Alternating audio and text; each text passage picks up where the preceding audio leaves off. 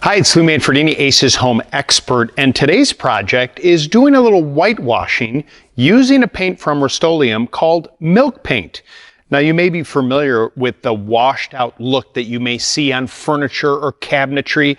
It's a really fun effect, and you can do it yourself. Today, we're going to test out using the milk paint on a wood crate, which is a good idea for you as well to give it a little test run before you commit to a larger piece. Let me show you how to do it. The color we're using today is Kensington Gray. Now, if you're going to do a cabinet or a piece of furniture, it's a good idea to wash it down using a degreaser like a 409 or Goo Gone and a rag, and then wipe it with a damp rag after that. Or if you've got little imperfections, it's a good idea to use a sanding sponge and lightly sand it. But for our demonstration, we're just going to go right over the top of this raw wood crate and show you how that whitewashed look occurs using this product.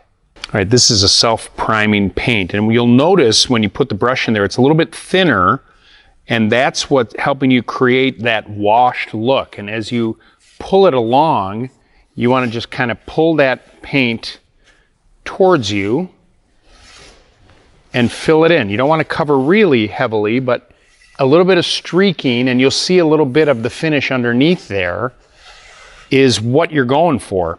And once you get it covered, what I like to do is when that paint on the brush has kind of come off of it, you know, that you've applied it already to the surface, then you just want to take and drag that brush across to almost remove a little of the paint, which gives you that graining. And the idea is that I want to see whatever was on the underside of this surface coming through. That's sort of that distressed look. When this paint dries, it will have a little bit of a texture to it.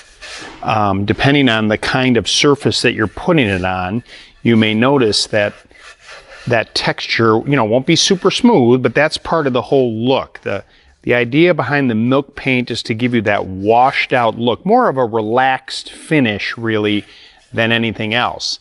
And again, when that paint gets dry and you fill it all in, you know, not dry, rather your brush gets dry, just kind of drag it in there to sort of remove some of that paint. And as it dries, you'll get a little peek through there. And the thing is, if you look at it and you're like, oh, it's a little too distressed, you can go ahead once it dries and put a second coat on.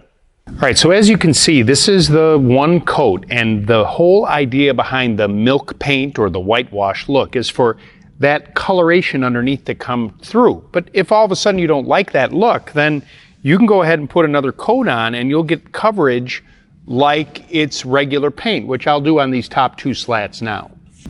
With the top two slats done, you'll end up with basically a painted finish. And so the idea behind this whole wash system is you can try it out, see if you like it, and if all of a sudden you don't like it, it's okay. Second coat and you're good to go. So this is how you use the milk paint from Rust-Oleum. Now stay tuned, the next video coming up is going to be a demonstration on how to use chalk-based paint on cabinets. It's another fun way to kind of change the look of your home.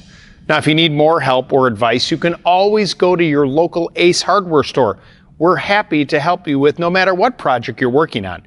And please subscribe to our YouTube channel, and you can always go to our website at acehardware.com. Ace is the helpful place.